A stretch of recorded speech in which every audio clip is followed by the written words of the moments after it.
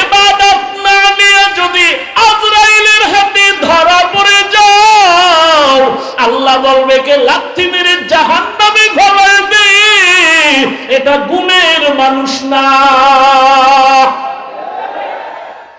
যার ইবাদত নাই ও মানুষ সুরাতে আবু জাহিল্লা মানুষ, ওর নাম শুনলে কেন বলে ওর উপরে গজব, ফেরাউন্না মানুষ, ওরে কেন মানুষ বদদোয়া করে, লানাতুল্লাহি আলাইহি। নমরুদ একটা মানুষ, ও কেন মানুষের অভিশপ্ত, ওর উপরে মানুষের অভিশাপ কেন?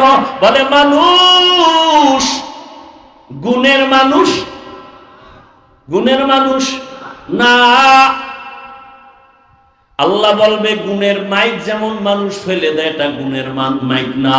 কিয়ামতের ময়দানে আল্লাহ বলবে যারা গুণের মানুষ না ওদের ধর, ওদের জাহান্নামের শিকল লাগায় লাইনে দাঁড় করা। আমি ওদের বাম হাতে আমলনামা দিব।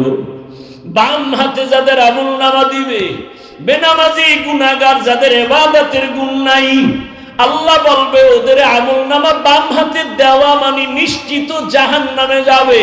আল্লাহ বলবে ডাইরেক্ট হাতে দেওয়া হবে না, এই নাফরমান বেঈমানের বুকের মাঝে ছিদ্র করে ফেল, ছিদ্র করিয়া বুকের থেকে বাম হাতটা ঢুকাইয়া পিঠের থেকে হাত বের কর, টান মেরে ফেরেশতারা সাথে সাথে বুকের ছিদ্র দিয়া বাম হাত ঢুকায় পিছনে নিবে। আল্লাহ বাম হাতে পেছনে আমলনামা দিবেন। আর নাফরমানকে বলবে এই বেঈমান, ইকরা কিতাবাকা কাফা বিনাফসিকাল ইয়াউমা আলাইকা হাসিবা, পড় জীবনে কোথায় কি অন্যায় করছো সব দেখা, আমলনামায় হিসাব রেডি কর। ফেরেশতারা বলবে আল্লাহ মাথা এদিকে, হাত পেছনে, চোখ দুইটা সামনে, হাত পেছনে, আমলনামা পেছনে, পড়বে কেমনে? ও তো দেখে না। আল্লাহ আবার রাগ করবেন আর বলবে নাফরমান বেনামাজি বেপরদাওয়ালা বেঈমানের ঘাটটা ধইরা মোচড় দিয়া পেছনে ঘুরাইয়া দে। ফেরেশতারা বলা মাত্র 1 সেকেন্ড দেরি না, আল্লাহর অর্ডার পাওয়া মাত্র ঘাটটা ধরে মোচড় দিয়া পেছনে ফিরাবে। ও যুবক বাবারা, তোমার বিবেক যদি বলে আল্লাহর কোরআন সত্য, আমার এই কথাও কোরআনের বয়ান সত্য। ইয়া আইয়ুহাল্লাযীনা আমানু কু আনফুসাকুম ওয়া আহলিকুম নারা আকুদুহান নাস ওয়াল হিজারা আলাইহা মালাইকাতুন গিলাযুন শিদাদুল লা ইয়াসুনাল্লাহা মা আমারাহুম ওয়া ইয়াফআলুনা মা ইউমারুন।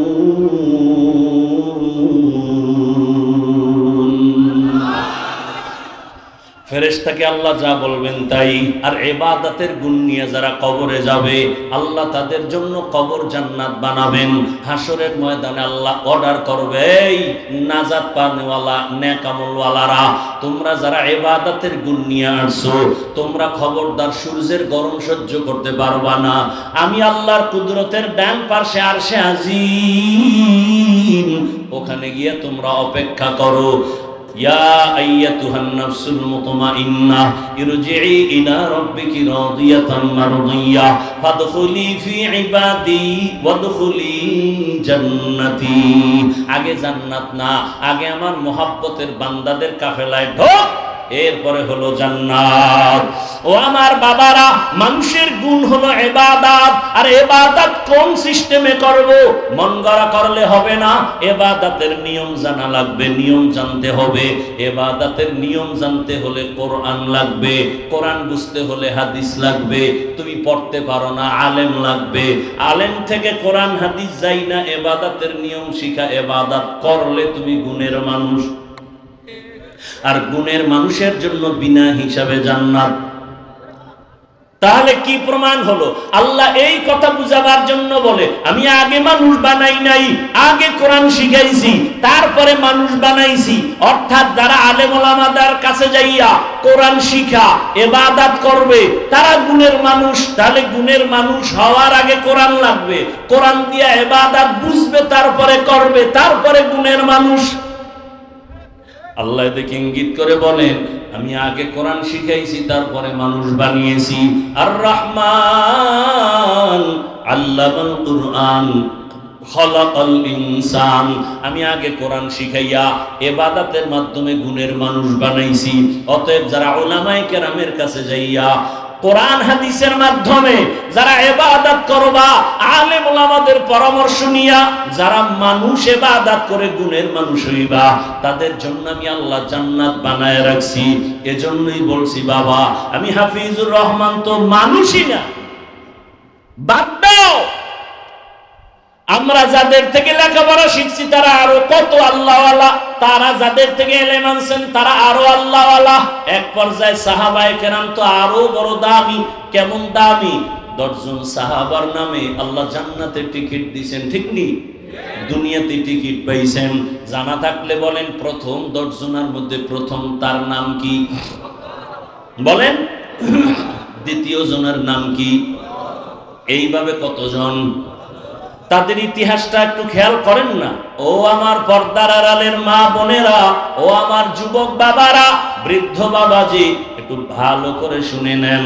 সাহাবায়ে কেরামদের আমল কত সুন্দর, এলেম কত সুন্দর, তাকওয়া কত সুন্দর, জিকির কত সুন্দর, নামাজ কত সুন্দর, কত সুন্দর তাদের আমল, কত সুন্দর তাদের তাকওয়া, কত সুন্দর তাদের আকীদা, কত সুন্দর তাদের ঈমান। এরপরও আল্লাহ কত খুশি হইয়া দুনিয়াতে জান্নাতের ঘোষণা দিলেন। এরপরও তাদের ইতিহাস দেখেন। রহমতের নবী নিজে বলেন, আমি এশার নামাজ পড়ে মসজিদে নববীর পাশে আমার হুজরা আয়েশার ঘর, আমি রাতের বেলা এশা পড়ে ঘুম, হঠাৎ করে কানের মধ্যে শুনি কান্নার আওয়াজ। কে এই রাতে কান্না করে?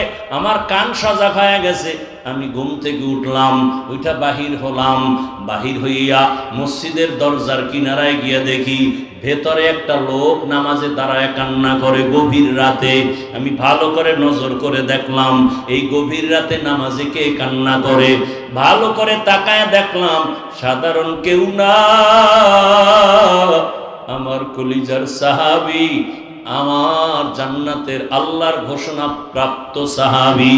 জান্নাতি সাহাবীদের 10 জনের ভেতরে প্রথম সিরিয়ালে যিনি, তিনি নামাজে দাঁড়ায় দাঁড়ায় হাউ মাউ করে কান্না করেন। কে? আবু বকর সিদ্দিক রাদিয়াল্লাহু আনহু। নবী বলেন, আমি অপেক্ষমান। আবু বকর নামাজ শেষ করে পিছনে তাকাইয়া দেখে রহমতের নবী দাঁড়ানো। আবু বকর আশ্চর্য হয়ে বলেন, ইয়া রাসূলুল্লাহ, আমি গোপনে আমার মাওলার সাথে আমি কথা বলতেছি,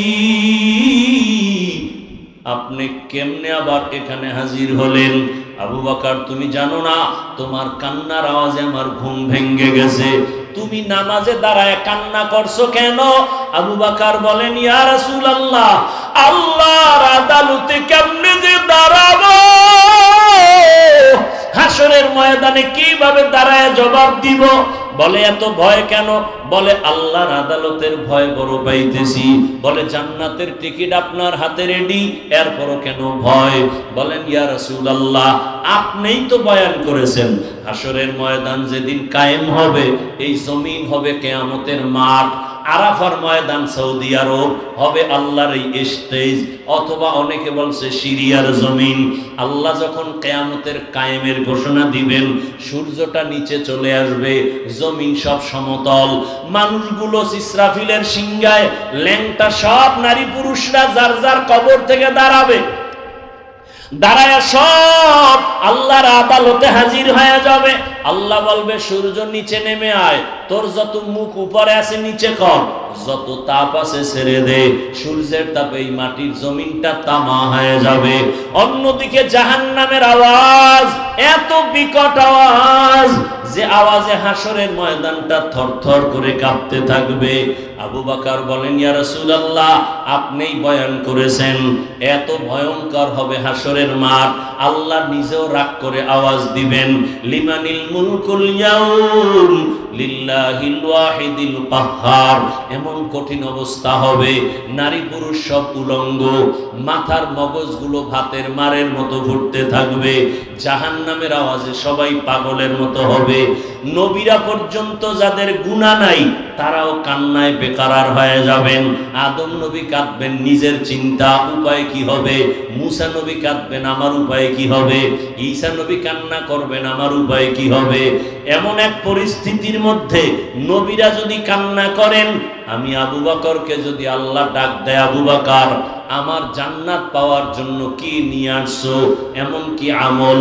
আমি যদি বলি হে আল্লাহ তোমার জান্নাত আর তোমার মহব্বতে নামাজ তেলাওয়াত রোজার আমল নিয়ে আসছি, আল্লাহ যদি বলে আবু বকর যেইভাবে নামাজ চাইছিলাম ওইভাবে হক আদায় করে নামাজ পড়ো নাই, আমি যেইভাবে তেলাওয়াত করলে খুশি হতাম ওইভাবে তেলাওয়াত তুমি দিতে পারো নাই, যেইভাবে জিকির করলে আমি আল্লাহ নিজে খুশি হতাম ওইভাবে হক আদায় করে জিকির হয় নাই, যাও তোমার আমল তুমি নিয়ে জাহান্নামে যাও, আমার জান্নাত আমাকে দিয়া দাও। ওর দয়ার নবী তখন আমার উপায় কি হবে এই চিন্তা, আমি নামাজে দাঁড়ায় কান্না করতেছি। আবু বকরের যদি হালাত হয়, আপনি আমি তো মানুষের কাতারেই নাই, নামাজ নাই, রোজা নাই। আরে আমরা যে নামাজ পড়ি এটা নামাজ? কি নামাজ? আমগো নামাজ কোন নামাজ? আল্লাহ কোরআনে বলছেন আরাআইতাল্লাযী ইউকাযযিবু বিদ্দীন ফাযালিকাল্লাযী ইয়াদউল ইয়াতীম ওয়া লা ইয়াহুদ্দু আলা তাআমিল মিসকিন ফাওয়াইলুল লিল মুসাল্লিন। মুসল্লি নামাজীর জন্য ওয়াইল নামক জাহান্নাম। এবার বুঝেন যে কি নামাজ। ওয়াইল নামক ভয়ঙ্কর জাহান্নাম মুসল্লি যারা নামাজি তাদের জন্য। আমরা তো সেই নামাজ পড়ি মিথ্যা বলি, নামাজ পড়ি ওয়াদা খেলাফ করি, নামাজ পড়ি পর্দা করি না, নামাজ পড়ি সুদ খাই, ঘুষ খাই, এই নামাজি আমরা। তাহলে আবু বকর যদি কান্না করেন, রাসূল নিজে কান্না করেন, সাহাবায়ে কেরাম সবার কান্না, আপনার আমার কি পরিমাণ কান্না করা উচিত বলার সময় নাই। সাহাবাদের জীবনী আমাদের আদর্শ, এত কান্না নিজেরা করেছেন। একজন সাহাবী নবীজির একটা আদেশ একটু মানছে, একটু দেরি, সাথে সাথে মানে নাই। নবীর মনে কষ্ট, কথা বন্ধ, সালাম বন্ধ। নবী মসজিদে আসে, সাহাবীও আসে, নবী তাকান না, কথাও বলেন না। সাহাবীর মাথা গরম হয়ে গেছে, আমি বোধহয় মইরা যাব, নবী যদি না তাকায়, সালাম না নেয়, আমার মতো পোড়া কপাল কেউ নাই। এতটা ভয়, ঘরের মধ্যে গিয়া বিবিরে কয়, বিবি আমার কপাল খারাপ, সব ঘুমায় গেছে। এইবার কয়, বিবি চলো একটা রশি হাতে নাও, মসজিদের মধ্যে চলো, নবীর মসজিদে নববী। মসজিদে নববীর মধ্যে আসিয়া বিবি আর সাহাবী আর কেউ নাই। মসজিদে ঢুকে একটা খুঁটির গোড়ায় বৈশা কয়, ও বিবি রশি দিয়ে আমার হাত পিছনে দিয়া খুঁটির সাথে ভালো করে বাঁধো, পিছনে বাঁধো, এমন বাঁধা বাঁধবা যে আমার এই রশির বান কাউকে খুলতে দেয়া হবে না। আমার রাসূল আমার উপরে বেজার, আমার খানা খেয়ে লাভ নাই, বেঁচে থেকে আমার সার্থকতা নাই। বিবি তুমি আমাকে ভালো করে বেঁধে ঘরে যাও, আসবা না। আমি এখানে বসে আমার মাওলার কাছে এমন কাঁদাই যে কাঁদবো, যতদিন পর্যন্ত আল্লাহ আয়াত দিয়া নবীকে বলবেন না আমারে মাফ করছেন, ততক্ষণ কান্না বন্ধ করব না। সাহাবী খুঁটির গোড়ায় রশি দিয়া বাঁধা, কান্না বন্ধ নাই। নামাজ পড়ে ইশারা ইঙ্গিতে কান্না চলছে, এমন কান্না, নবী তাকান না, কথাও বলেন না। নবী নামাজ পড়ায় চলে যান, অন্যদের সাথে কথা চলে, সাহাবীর সাথে কথা নাই। এমন কান্না কাঁদতেছে, রাতে এমন পরিমাণ কান্না। অনেকদিন পর আল্লাহ পাক আয়াত দিয়া ওই সাহাবীর নামে ঘোষণা দিলেন, ওকে মাফ করে দিলাম। নবী এবার আসছে হাসি মুখে, ও সাহাবী আয়াত চলে আসছে, জিব্রাইল আসছে, আল্লাহ তোমার তওবা কবুল করে ফেলেছেন, তোমারে আল্লাহ মাফ করেছেন, তুমি এবার বিদায় নাও, মনের কষ্ট দূর করো। সাহাবী কাঁদেন আর বলেন, ইয়া রাসূলুল্লাহ আমার রশির বান আপনি না খুললে আমি কাউকে খুলতে দিব না। আপনি যদি আমার উপরে খুশি মনে আমার রশির বানটা খুলিয়া দেন, আমি মনে করব আল্লাহ আমার উপরে খুশি হয়েছে। রহমতের নবী নিজ হাতে বান খুলে দিলেন। আজও মদিনায় যাও, আমি কয়েকদিন আগে মদিনার নববীতে গেলাম, রিয়াজুল জান্নায়। আমাদের বাংলাদেশিরা ওখানে ডিউটি করে, 10 মিনিটের বেশি টাইম দেয় না, পুলিশ সরায়া দেয়। ওরা বলল, হুজুর আপনি মোহাব্বতে এক কোনায় বয়া ইবাদত করেন, আপনাকে পুলিশ কিছু বলবে না, আমরা বলে দিচ্ছি। পুলিশ আইসা আমার পাশ দিয়া যায়, আমি বসি এক খুঁটির গোড়ায় বসি, উপরে তাকায় দেখি খুঁটির গোড়ায় নাম লেখা সতুনে উস্তুনে হান্নানা। সুযোগ পেলে ওখানে গিয়ে 2 রাকাত নামাজ। আবার আর একটা খুঁটির উপরে লেখা সতুনে আয়েশা। আম্মা জান আয়েশা বেশি বেশি খুঁটির গোড়ায় বসে বসে আল্লাহর ইবাদত করতেন, ইতিকাফ করতেন। আবার ওই যে সাহাবী কান্না করেছেন তওবার খুঁটি, ওই খুঁটির গোড়ায় এখন উপরে লেখা সতুনে তওবা, ওটা তওবার খুঁটি এখনো লেখা, আরবিতে লেখা। ওই সাহাবীর তওবা কবুল হয়েছে।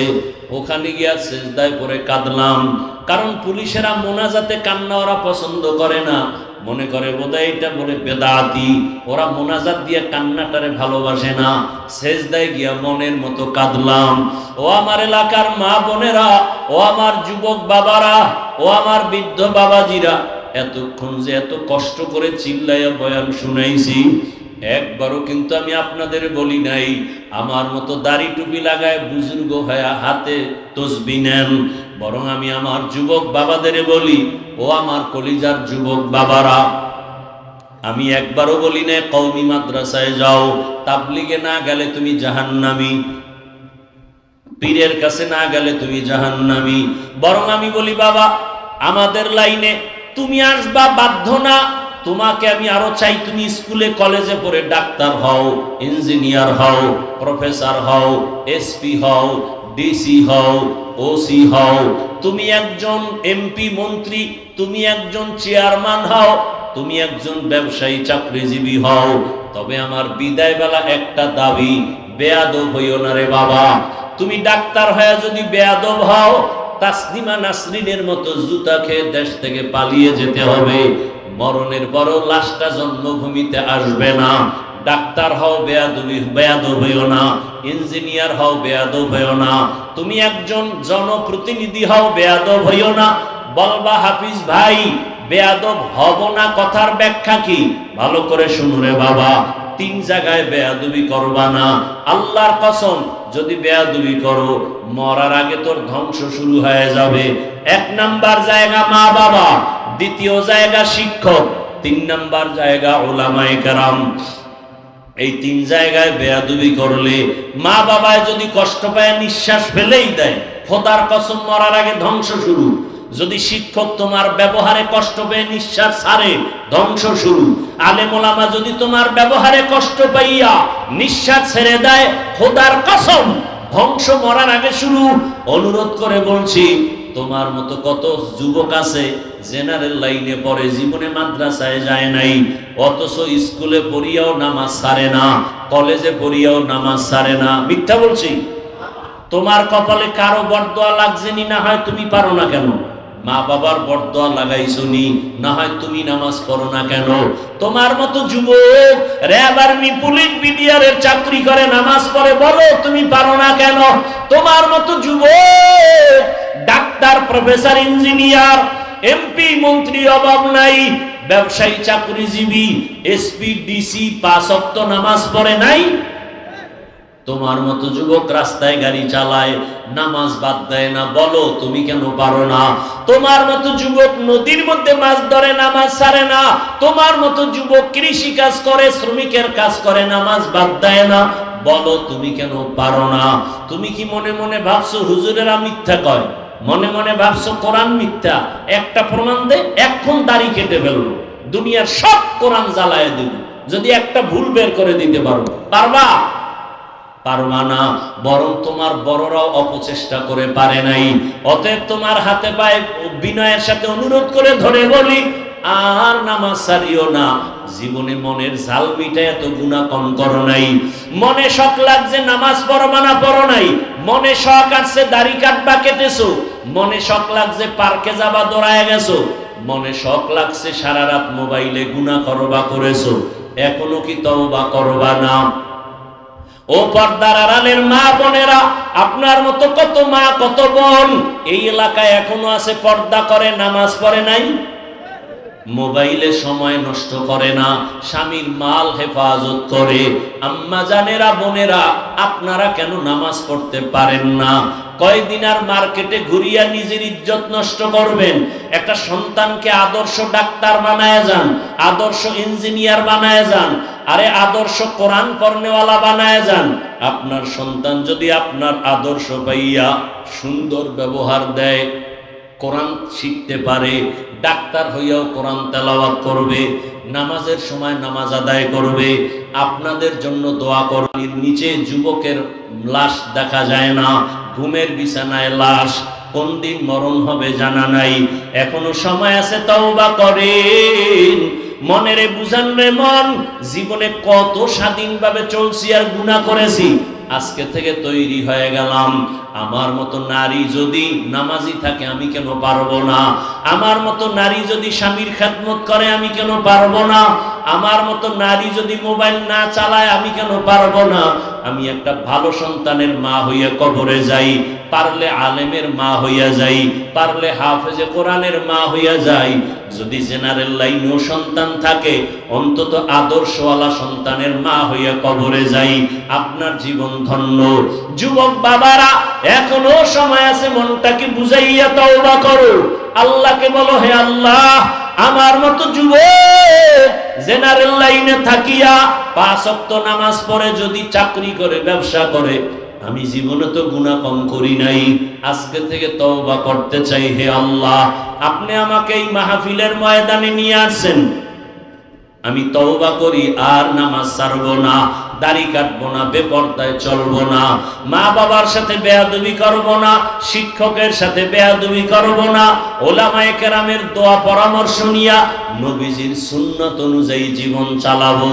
তওবা করার মতো যদি অন্তর তৈরি হয়, মুনাফিকি যদি না থাকে, খাঁটি তওবার নিয়ত যাদের আছে, দুটো হাত আমার আল্লাহকে দেখায়া দেন।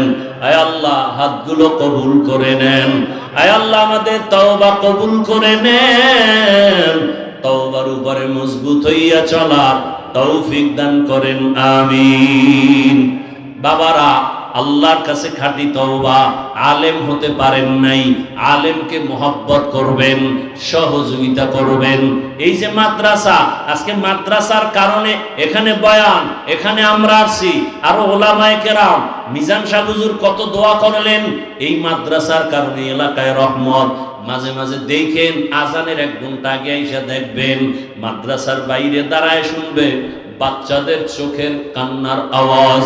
ওরা তাহাজ্জুদে দাঁড়ায়, ছোট ছোট বাচ্চাগুলো বাসায় থাকলে সকাল 10টার আগে ঘুম থেকে উঠে না, আর এই মাদ্রাসার ছাত্রগুলো ছোট ছোট বাচ্চা হেফজোখানায় ভোর রাত উঠে ওযু বানাইয়া সিজদায় পড়ে কাঁদে আর দোয়া করে, আল্লাহ আমার মা বাবাকে মাফ করে দাও, আমারে তুমি ইলমের নূর দিয়া কবুল করো, এলাকায় শান্তি দাও। ও বাবা, আলেম হতে না পারলেও যারা কোরআন সিনায় নিয়ে চলে তাদের সহযোগিতা করিয়েন। কত গরিব গরিব ছাত্র আছে, সামনে শীত আসতেছে, একটা শীতের কম্বল কিনতে পারে না, একটা তোষক কিনতে পারে না, অনেক গরিবরা মাদ্রাসায় পড়ে, ওরে একটা মশারিও কিনতে পারে না। যদি আপনি জানেন, মাদ্রাসায় এসে হুজুরকে বলবেন, হুজুর একটা এতিম ছাত্র, গরিব ছাত্রকে আমি 1 সেট জামা কাপড় দিব, জীবন ভর ওই সন্তান আপনাকে ভুলবে না, দোয়া করবে। একটা মশারি কিনে দেন, 1 সেট কিতাব কিনে দেন, আপনি একটা লুঙ্গি কিনিয়ে দেন, আপনার সওয়াব হবে না গুনাহ? সওয়াব। আপনি আলেম না হইয়া ওই ছেলের সহযোগিতা করলে, ও আলেম হইয়া যা পাবে, আল্লাহ আপনাকে সেই পরিমাণ সম্মান দিয়া হাসরের ময়দানে জান্নাতের ফয়সালা করবেন। রাজি আছেননি? সব সময় যেখানে থাকেন মাদ্রাসার খেদমত করবেন, আলেম ওলামার সহযোগিতা করবেন, দোয়া নিবেন। কি নিবেন? দোয়া। আল্লাহ সবাইকে কবুল করেন। আপনাদের দোয়া করার দরকার আছে না? গুনা টুনা জাগো না, এগো দোয়াও লাগে না, দোয়া করবেন। আমিও আপনাদের কাছে দোয়া চাই। আমি দোয়া চাইতে পারি না? পারি না। আমি এক মাদ্রাসার খেদমত করি ঢাকা। আপনারা অনেক সময় দেখছেন অনলাইনে 20 কোটি টাকার একটা জায়গা নিয়েছে। কত? 20 কোটি টাকার একটা জায়গা নিয়েছে। অনেক কষ্ট করে জীবনটাকে আপনাদের এই পর্যন্ত নিয়ে আসছে। অনেকে বলে হাফিজ ভাই এত সাহস করলেন কিভাবে? আমি বললাম, এক সাহস আমার আল্লাহর দয়া, আর এক সাহস আমার দেশ বিদেশে প্রবাসে আমার ভাই বোনদের দোয়া। অনেকে সহযোগিতা করে আল্লাহর জন্য, আমার জন্য না, আমি দিনের জন্য দোয়া চাই। এবং কেউ যদি মনে করেন সহযোগিতা করবেন, আমার দাবি আছে না নাই? এটাই তো ভালোবাসা, আমার জন্য না, মাদ্রাসার কোরআনের জন্য। ওই জায়গাটা এখনো পুরা টাকা দিতে পারিনি, অনেক টাকা বাকি। 6 মাস হয়েছে জায়গা বায়না দিছি মোটামুটি, তাও ঋণী, অনেক ঋণী। এমন একটা রাত নাই কান্না করি না। ছাত্ররা ভোর রাতে দোয়া করে। কেউ যদি মনে চায় যে কিছু দিবেন, আমার দাবি হলো যারা দিবেন আশা করেন, নগদ দিলে আমার হাতের থেকে একটা কার্ড নিয়ে যাবেন। এক জায়নামাজ পরিমাণ জায়গার মূল্য এখানে লেখা আছে 40,800 টাকা। 1 স্কোয়ার ফিট জায়গা 5,100 টাকা। যারা এতটুকু দিতে পারবেন না, অন্তত 1,500 টাকা দিয়ে হলো, এখানে বিকাশ নাম্বার, অ্যাকাউন্ট নাম্বার আছে। যদি মনে চায় যে হ্যাঁ পরে দিব, একটা হ্যান্ডবিল নিয়ে যাবেন, লিফলেট নিয়ে যাবেন মোনাজাতের পরে। আর নগদ যদি বলেন না আমি 5,100 টাকা দিয়ে একটা কার্ড নিব, আমার হাত থেকে কার্ড নিয়ে যাবেন 5,100 টাকা দিয়ে মাদ্রাসার জন্য। কেউ যদি বলেন এত পারবো না, 1,500 দিব, আপনি এখানে কুপন আছে, মোনাজাতের পর একটা কুপন 1,000 বা 500 টাকা দিয়ে নিয়ে যাবেন। দিনের স্বার্থে বলছি, রসুলের সুন্নাত অনুযায়ী বলছি, দান চাওয়াও সুন্নাত, দান করাও সুন্নাত, রসুলের সুন্নাত। অতএব আমার ব্যক্তির জন্য না, আমি ওয়াজ করি, সব টাকা মাদ্রাসায় গিয়ে দেখে আসেন। একদিন দাওয়াত দিলাম সবাইকে, একদিন আসবেন। 12 মাস প্রতিদিন দুপুর বেলা 30, 40, 50 জন মেহমান খাইতেছে 12 মাস। আমার দাবিটা কি অযৌক্তিক? তবে যে কেউ এই লিফলেটটা নিবেন না, মা বোনদেরকে অনুরোধ করব, যদি মনে চায় কোরআনের খেদমতে মোহাব্বতের সাথে যদি দিতে চান, কারো মাধ্যমে নগদ এখানে দিয়া 5,100 টাকার একটা কার্ড বা এক জায়নামাজ 40,800, না পরে দিবেন। অ্যাকাউন্ট নাম্বার, বিকাশ নাম্বারে যদি মনে করেন এখানে ডিটেল সব ঠিকানা লেখা আছে, একটা লিফলেট যারা দিবেন তারা নেবেন, অন্যরা নিয়ে খেয়ানত করবেন না। এটা মাদ্রাসার আমানত। আল্লাহ সবাইকে কবুল করেন। মৃত্যু পর্যন্ত দিনের খেদমত করে যাবেন। একটা কথা দিয়ে হোক, 1 টাকা দিয়ে হোক সহযোগিতা করে যাবেন। আল্লাহ পাক সমস্ত মাদ্রাসাগুলো কবুল করেন। ছাত্র, উস্তাদ, উলামায়ে কেরাম, এলাকাবাসী, মুরব্বী, মুহিব্বিন, মুতাআল্লিকিন, আল্লাহ সবাইকে কবুল করেন। আলহামদুলিল্লাহি রাব্বিল আলামিন, ওয়াসসালাতু ওয়াসসালামু আলা সাইয়্যিদিল আমবিয়াই ওয়াল মুরসালিন ওয়া আলা আলিহি ওয়া আসহাবিহি আজমাইন। ইয়া আরহামার রাহিমিন, ইয়া আরহামার রাহিমিন, ইয়া আরহামার রাহিমিন। রব্বিরহামহুমা কামা রব্বায়ানি সগীরা। আল্লাহুম্মা ইন্নাকা আফুউন কারীম তুহিব্বুল আফওয়া ফা'ফু আন্না। আল্লাহুম্মা ইন্না নাসআলুকা ইলমান নাফিআ ওয়া রিজকান ওয়াসিআ ওয়া শিফাআন মিন কুল্লি দা। اللهم إنا نعوذ بك من البرص والجنون والجذام وسيء الأسقام. اللهم إنا نسألك رضاك والجنة ونعوذ بك من سخطك والنار. اللهم ارحمني بترك المعاصي. اللهم ارحمني بترك المعاصي. اللهم ارحمني بترك المعاصي. আয় আল্লাহ, গভীর রাত, দুনিয়ার সকলের বাড়ির দরজাগুলো বন্ধ, আপনার রহমতের দরজা খোলা।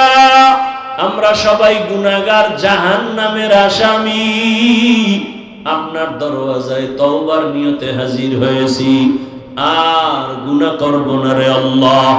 নামাজ ছাড়বো না, দাড়ি কাটবো না, বেপরদায় চলবো না।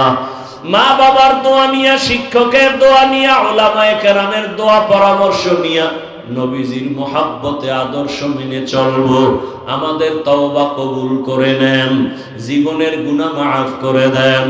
আয় আল্লাহ, মাহফিল কবুল করে নেন, মাদ্রাসা কবুল করে নেন, এলাকাবাসীকে কবুল করে নেন, মা বোনদের আবেদা পর্দাওয়ালা বানায় দেন, সন্তানগুলো নেককার বানায় দেন। লেখাপড়া পরীক্ষার্থী যারা কামিয়াবি দান করেন, মাদ্রাসা সহ স্কুল কলেজ সমস্ত শিক্ষা প্রতিষ্ঠান নবীর আদর্শে কবুল করেন।